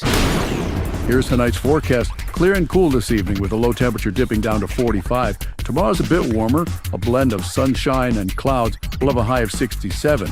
We'll see the low 70s for high temperatures Wednesday through Friday. And we're dry all week until a slight chance for a shower on Friday afternoon. I'm Cal Moss with your On Point local weather. At Palmetto State Armory, we offer the largest selection of guns and ammunition at unbeatable prices. Our knowledgeable and friendly staff are here to provide personalized assistance, ensuring you find exactly what you need. If you enjoy outdoor activities like hunting, camping, or hiking, our clothing and outdoor gear collection has got you covered. We also feature an exceptional indoor range facility where you can experience the thrill of shooting in a safe and controlled environment. Visit us today at PalmettoStateArmory.com or your local retail store. Palmetto State Armory, American made for life. Announcement with SRN News. I'm Keith Peters in Washington. Deposed Venezuelan leader Nicolas Maduro declares himself innocent and a decent man as he pleads not guilty to federal drug trafficking charges. Maduro is making his first appearance in an American courtroom on the narco-terrorism charges the Trump administration used to justify capturing him and bringing him to New York. The U.S. has taken the unprecedented step of dropping the number of vaccines it recommends for every child, leaving other immunizations such as flu shots open to families to choose, but without real clear guidance. Officials say the overhaul to the federal vaccine schedule announced Monday won't result in any families losing access or insurance coverage for vaccines. On Wall Street, the Dow up by 594 points. This is SRN News. Hi, this is Chris Neely, Superintendent of the South Carolina Public Charter School District. I hope you'll join Kevin and me each Tuesday afternoon. We'll bring you Kids First, where we talk about educational issues and what we're doing to teach kids the right way. It's Kids First, Tuesday at 5:30 right here on 100.7 The Point. When your pipes panic, Franklin Plumbing and Drain Cleaning steps right in, fast and friendly. Josh and his team aren't just fixing leaks, they're restoring your peace of mind. This is when you're at your most vulnerable. You got a problem, you need a solution. They're not coming out to upsell you or talk you into something new this or new that. You'll appreciate their process. They'll tell you what needs to get done and what it'll cost before they ever even bring in their tools to start the work. They're locally owned, which unfortunately is no longer the norm in the Midlands. Franklin Plumbing and Drain Cleaning will treat every home like their own. They've done work for me, for my brother, countless numbers of Point listeners. Dial 799-2222 or visit franklinplumbing.sc.com and you tell them Kev from The Point sent you. You will experience plumbing that's more than just a fix. It's a solution from people who care about their work and stand by it. When you need them, please don't panic. Just call Franklin Plumbing and Drain Cleaning, 799-2222. Life's busy, but that shouldn't mean putting your car care on hold. At Team 1 Sudduth Automotive on Knollwood Avenue, you can drop off your vehicle outside business hours and count on our certified technicians to do the rest. From oil changes to engine overhauls, we make it easy for you and your car. Enjoy nationwide warranty, top quality parts, and a team that really cares. You can even visit Team1Automotive.com and book an appointment at your convenience. Team 1 Sudduth Automotive, we fix everything. That's Team1Automotive.com. When your temperatures swing, your comfort shouldn't. At Sweet Comfort Services, we make sure your system's ready for anything. Get our $99 preventative maintenance, a full inspection and tune-up that keeps your equipment efficient, reliable, and safe. Thinking it's time for an upgrade? We offer estimates on new Goodman and American Standard systems. You'll get honest advice, fair pricing, and expert installation. No gimmicks, no surprises. Call 803-331-8143 or visit sweetcomfortservices.com to schedule today. Want to hear my success story? I'm Fran Halloran, the money coach. I'm celebrating a decade of partnering with The Point. It's one of the best decisions I ever made. I've used The Point to significantly grow my small business. It started with a meeting with Kevin Cohen. Do you own a small business? Are you on a limited budget? No problem. Reach out to Kev at 563-8558. Get a customized plan and start your journey to business growth with The Point today. Success is one call away. Take the leap. Hello, this is Stacy Huff, host of Huff Nation Sports Zone, each and every Saturday, 10 to 11 a.m. right here on 100.7 FM, The Point, and also 1470 a.m. It'll be a fun trip around the world of sports. Huff Nation Sports Zone, check it out.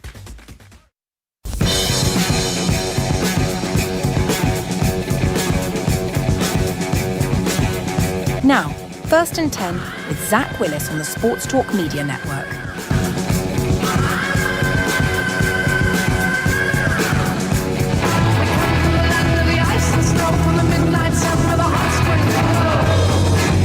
All right, thank you, Mrs. Willis, for that warm introduction. We welcome in the coach once again to Sports Talk First and 10 with Coach Zach Willis. We're running out of first and 10s. We're running out of games, just down to 3 more college football games this season on the FBS level. Let's welcome in the coach. Got one tonight, too. Got the FCS championship tonight, right? Yeah. Yes. Coach, welcome in. It's great to have you with us. Happy New Year. How's everything with you guys? We're doing great, Phil. Happy New Year to y'all. Hey, great to have you with us. All right, so let's talk about where we are and how we got here, going back to New Year's Day. Alabama, Indiana. I mean, my goodness, how good a coaching job was that by Curt Cignetti and that crew to get Indiana to do what it did to Alabama? On the Division I level, I would say that's the best coaching job I've ever seen as far as turning a program around that did not have the resources. Just incredible. And can't say enough good things about him. Obviously, a program like Indiana, a program like Vanderbilt, the non-traditional programs, they're benefiting from this free agency world we live in now, being able to go and get older players and hoping that they turn out to be good players. And, are we going to see, do you foresee more of this where the have-nots are becoming as well on a regular basis in these sort of situations as the always have-beens have been? I think that to a degree, yes. Now, I want to say a couple things about the coach at Vanderbilt and Coach Cignetti. I honestly think that they are just that good as coaches, and the reason is Cignetti was Nick Saban's recruiting coordinator at Alabama, very similar to what I did at Michigan State, except he was on the field more. Alabama was had a little bit different situation, obviously, and they were able to do things other people didn't do or willing to do them. And he did an incredible job. But the talent evaluation, these guys, is where the true genius of everything they do lies, is they've taken people that other people didn't think could play and brought them in and made a Heisman Trophy out of one guy and a runner-up in the other one, both at quarterback. But they've done it with the entire team on both accounts. When I was at Newberry, we went in there. They had an 18-game conference losing streak, was stretched out over 3 years, and were the smallest school in the nation that played Division II football. And basically, the reason you got me on here now is because what we were able to do there. We got guys like Tyler Zimmerman, Heath Benedict, Mozzie Drummond, Josh Steppen. You could go on with Division I guys that came to us, very much like the transfer portal is now. And we quickly became experts at not just evaluating talent, but knowing how much money we could give them. And that's what we're doing. You're seeing now is who are you going to spend the money on, who are you going to bring in, and it's really a lot more like the NFL than anything else, or small college football, including junior college football. Talent evaluation and money management on who you're going to give the money to is at a premium, and these two coaches have distinguished themselves because most of the time it comes down to Jimmys and Joes, we know that, but when you don't have them, how do you get them, and then how do you mold that team into a winning program? And we were always very proud of what we did at Newberry, very proud of the attention guys like you, especially you, Phil, gave us that helped us become legitimate. But, what they're doing is on a whole different level because it's against the elite of college football. It's a real credit to them to overcome the psychological hurdles of being perennial losers. Let's just be honest. Indiana and Vanderbilt football are synonymous with not mediocrity, but being doormats, just like Newberry used to be. Now, I think 5-time champion program. We got the first 2 out of the way, and it becomes easier. And it'll become easier for those 2 schools, too, if they lock up their coaches like they continue to do. Very smart to sign them to contracts now, pay them and keep them. because they see they can win. What did they do? They ran for 215, Indiana did, and they held Alabama to 23 on the ground. I mean, that's practically unheard of. What'd you see on both sides there? Well, remember this. Coach Signetti he's not a disciple of his dad, who was a great D2 coach, who I served on several committees with both of them. They're good men. They just whipped. They looked like the Nick Saban coach football team, because he went through that family tree. He knows how to be physical and run the ball. And I think what we saw, and I don't like to say this about Alabama, but they made them quit in the fourth quarter. Alabama didn't want to be there anymore and knew they couldn't win. And that's not a knock against them. Indiana has got a heck of a football team. I mean, coaching, playing, talent. That quarterback is as legit as you can get, and deserves a Heisman Trophy. And the throws he was making, he threw like a dang 35-yard outcut early in the game. I've seen like maybe two guys that can make that throw in college, and one of them was Kirk Cousins, and then you had Peyton Manning at Tennessee when I was a young coach at South Carolina. He put on a show with his arm. This kid is very special, Phil, and got the mentality to be elite on the next level. All right, let's go quickly. I want to get through these other games and then jump into some other stuff. Miami, that defense, 5 sacks against Ohio State, kept them from running the ball, 45 yards. Sayan had a pretty good day throwing. He had 2 picks, 287 yards. But Carson Beck was solid and clean, and they had their running game going. And, I mean, Mark Fletcher is a special running back as well. But that defense, you got to look at that Miami defense and go, wow, what a performance they put on.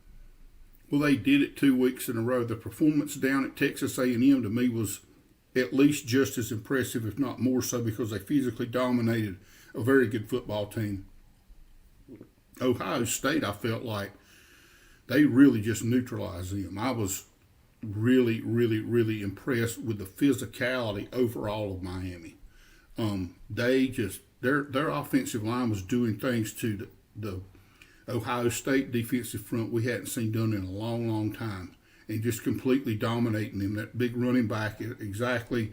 Miami has the Miami talent, but they have a mentality that I don't think I've ever seen them have as far as being physical. And again, where does it come from? Nick Saban. Same kind of physicality. This guy coached for him too. Both of these men are excellent tacticians of the game. They've got great character. They teach their kids how to play the game the right way. They build a team. And I tell you what, I haven't been more impressed in a long time with 2 football teams. And that's not saying Ole Miss or Oregon needs to take a back seat to anybody, but wow, 2 dominant physical performances by 2 really good coaches and their teams. All right, let's go to Oregon. And that defense, I mean, you shut out Texas Tech. What do you say about their defense? Again, this is why we needed the playoff field, so we could see who the best really was. And we're getting to see that. I hadn't watched Oregon play a whole lot this year, but they're a little bit different than they've been in the past. They're more physical too. And of course on defense, they've got a guy that was the defensive coordinator for Kirby Smart at Georgia when they were winning early down there. I mean, Kirby's got them there every year now. Really showing what he's made out of. And I think that Dan Lanning has taken that mentality up to Eugene, Oregon, and they're a lot more physically dominant than they were. They really put the clamps on Texas Tech, and that was probably the game I knew the least about, but I was really impressed with what I saw out of the Ducks, no doubt about that. All right, and then the game of the playoffs is Ole Miss, Georgia. What a shootout. It could have gone either way, even to the absolute single last second, but you take a Division II quarterback in Trinidad Chambliss, and he throws for 362 yards, 2 touchdowns. I mean, Gunnar Stockton was good. He just wasn't good enough this time, and Georgia ran the ball okay, but this was a back-and-forth offensive game. You look more at the offenses here. How do you explain a guy coming up from D2 like Chambliss and lighting up, one of the great defenses, one of the great programs in the country in Georgia? Well, there's a lot of 1AA schools, and would have been Division I if he decided to go on that route. That would have told you Josh Stepp could make those throws, because he made them against Coastal and a whole bunch of great teams that were bigger than we were. And I think he could have played at that level. I was thinking about it watching Trinidad play, and he's such a good kid. He's from Ferris State up in Michigan, Division II program. They'd won the national championship. They now won it 3 years in a row. That's the team that beat Newberry in the semis this year. Yes, yes, exactly. And a dominant team, great Division II football in the state of Michigan. And he made an incredible couple of throws in that ball game, again, just like the kid from Indiana. Elite level fade route on the man coverage and cover zero to break that thing open and put him in field or break it open. He made a clutch play in a super tight ball game. But I'll say this too: if you're an SEC fan, man, how proud you got to be of your two teams putting on a show in the national playoffs.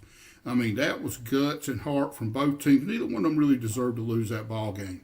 And it really came down to who had it last. And Trinidad just made some insane throws. The receiver stacked the DB, which means he got outside of him and then back over the top of him. And he put it right over his left shoulder where he should have put it. It was perfect execution. And it wasn't horrible coverage, but it's risky when you play teams like Ole Miss. And I'm very proud of what I've seen out of them and the way they've handled themselves.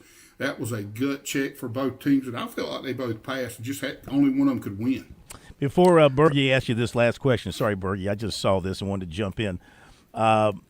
It's funny to look at the play-by-play of the description of Georgia's last play. So bear with me here.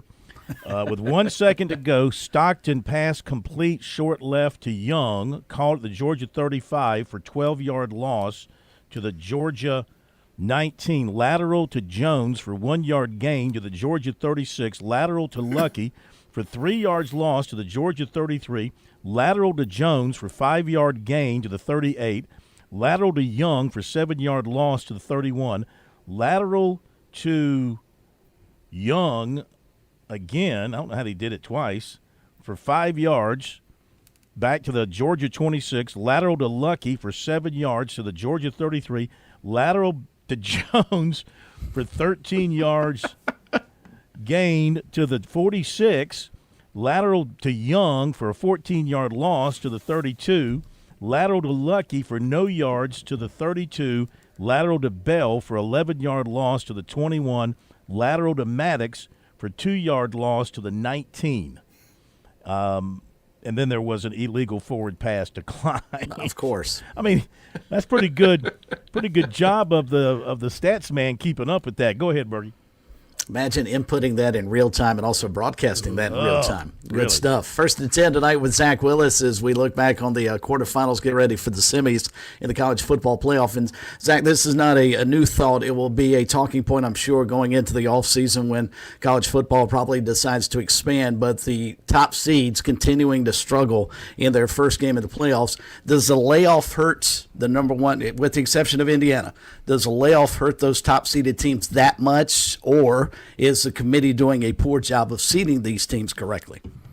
I think it's going to hurt them. You know, when we started the whole playoff deal, I think for 2 years running, I've said you got to be really careful about how you handle your team. And these kids aren't used to having a bye like this. They're not used to the playoffs at all. The longer this thing goes along and they tweak it, because that's what's got to happen. You know, I feel like sometimes, and I understand the fans being passionate, but you know, when we're analyzing it, this is part of the process to get it where it needs. We have to tweak it to get it to where it needs to be for it to be at its best.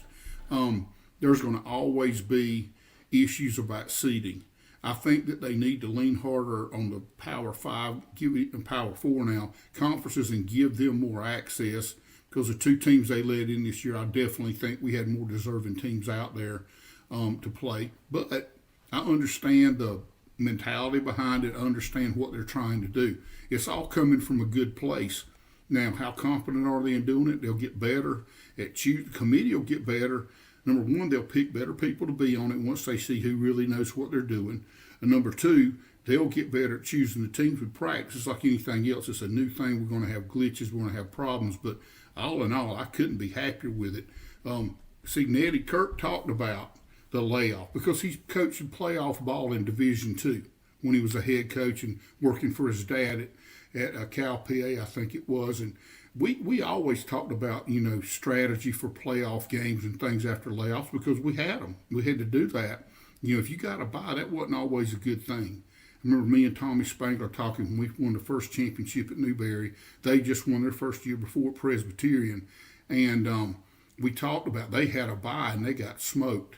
And we didn't have a bye. And we ended up winning our first round game and playing great in the quarterfinals. We're really proud of our kids. But it comes back to, getting your kids ready to play. And it's tough. It's tough to do. All right. You want to go ahead and give us your semifinal winners before we let you go? When have I ever predicted a game, Phil? I mean, let me tell you something. They got to lay off. All the teams do now. They're college kids. And I would give them how about a PSA, Phil? We've got all these gambling places now sponsoring the games, and people are wondering about the officiating in the NFL. I don't see anything like that going on, but don't bet on college kids. I felt stupid enough making my living depending on to win ball games for me, and I macromanaged the heck out of them. I will say this, I really like the way Miami played. I really like the way Indiana played, and I'll leave it at that. I hope they play. I hope everybody has a good time, and I hope nobody gets hurt and the kids have fun. Let's hope so. We'll talk to you next Monday. Keep it rolling. Thanks, Coach. Yes, sir. Y'all have a great night. Thank you. Best to the family. All right, first and 10, the first and 10 of 2026 with Coach Zach Willis. We'll have football. You know what? We'll have a football filibuster. We're going to do it on Thursday. I forgot to mention this. The governor and the general ended up in a tie. Yeah. They ended up in a tiebreaker action. In a flat-out tie, so neither one got 50% of the vote. We'll have to have a runoff. Be back in a moment. This is Major Billy Downer with the Department of Natural Resources, and I've got a message for all of our hunters out there. Whether you're on the water or going hunting on land, always tell someone where you're going. Be specific and tell them when you plan to return. Plan your hunt and hunt your plan. For more information on hunter education, visit dnr.sc.gov or join us on Wednesday nights for SC Wild. Download the free Go Outdoors SC app from SCDNR, buy licenses, report harvests, and carry everything digitally right on your phone. Go Outdoors SC.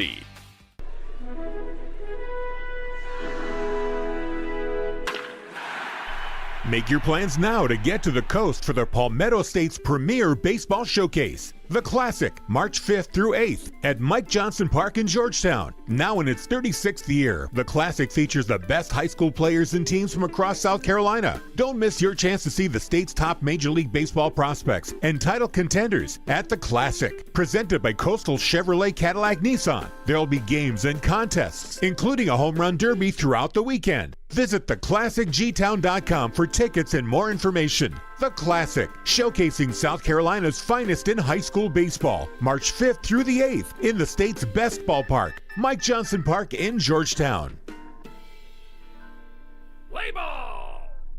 G3 here with Tsunami Bar Sports, and it's time for a fall preview. That's right, 720 Chris Drive, 378 and I-26, Frontage Road, where you can now preview the best technology for golf known to man. It's the Tsunami Bar. It's live weight. It's the only technology out where you get your tempo and flow going before you play. Now, it also serves as a pattern support tool. 720 Chris Drive, Frontage Road, 378 and I-26. You also can visit the Garage Gym Pro Shop. Pick up your tools, take them home, and while you're here, tour the Scramble Course 6-hole pitch and putt right now.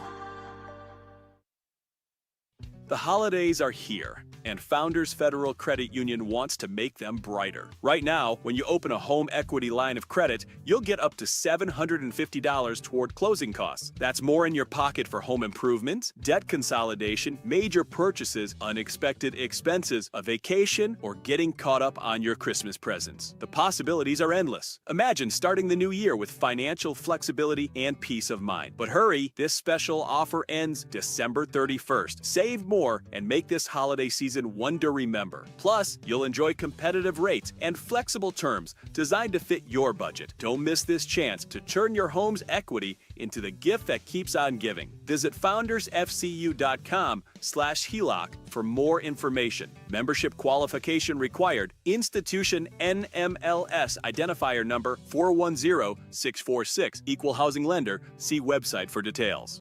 You've put in the work for your education. The extra early, extra late, extra work. That's because you understand education opens doors to better pay, better opportunities, and a better you. Being educated about playing the lottery is no different. It helps you be a better player, one who knows when to play and when to take a rain check. The lottery's a game, so let's keep it fun. Learn more at sceducationlottery.com/betteryou.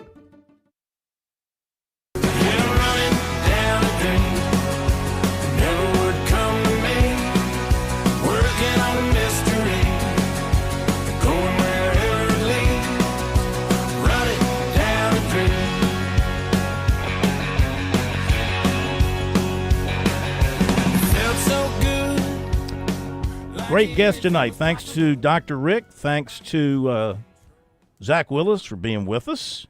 A few more minutes to go. Let's hit some text messages here. Our text messages are brought to you by Larry Lucas Insurance, State Farm Insurance in Columbia and Lexington.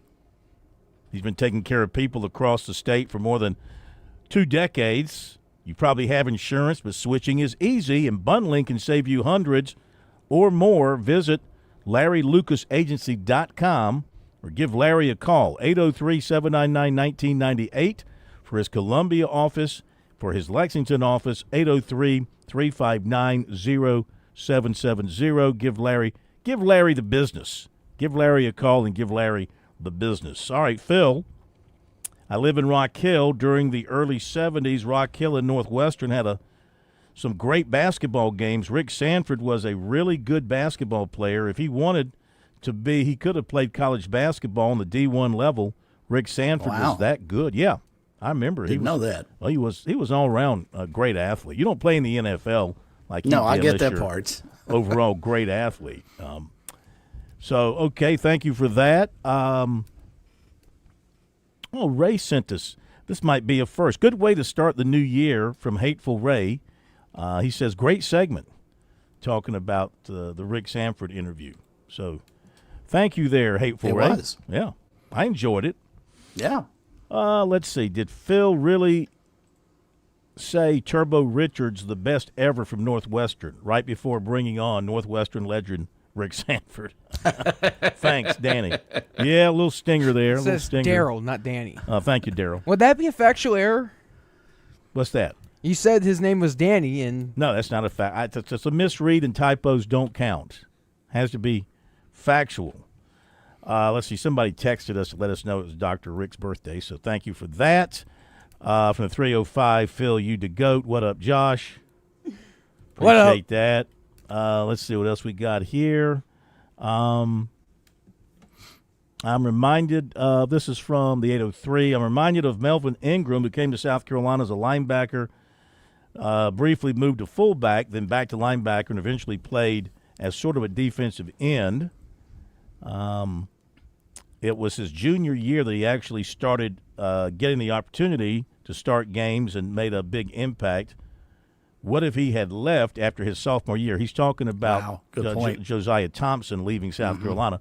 Continuing, losing a few of the offensive linemen was okay, but what has happened to giving players a chance to learn from bad seasons? Losing Thompson is difficult.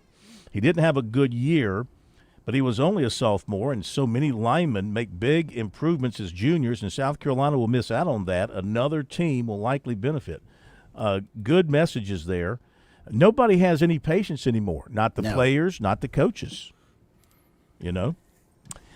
This is from Ernie. Hey, guys, been away since Christmas, but I got to say that haircut the plumber got is really cool. See, I told you, plumber. Wow. You were just talking about during the break, too. Can't say the same for Phil and Chris. Well, thanks. First of all, I haven't had a haircut in Well, you don't need it. It naturally falls out for you. And I got one today. You got one today? I did get one today. Well, I know you get it buzzed. Yes. I know you get it buzzed. By the way, speaking of South Carolina offensive linemen, I'm not sure we mentioned this earlier when the news broke, but Trevon Ball is evidently going to A&M. So we somebody mentioned must that. see some we mentioned that. value in him. We mentioned that in the recruiting segment. You should listen to the recruiting segment. I tried, Phil, but it was too long. How about the Panthers making the playoffs? Did we mention the Panthers making the playoffs and the Lions? We did not talk enough about it. Well, we mentioned it. For those in the Columbia market, the Panthers call-in show will follow this show, so you can panther up all you want to. Otherwise, thank you, Bergie. Yes, sir. And thank you, Plummer, and thank all of you for being with us and our guests. We'll see you tomorrow.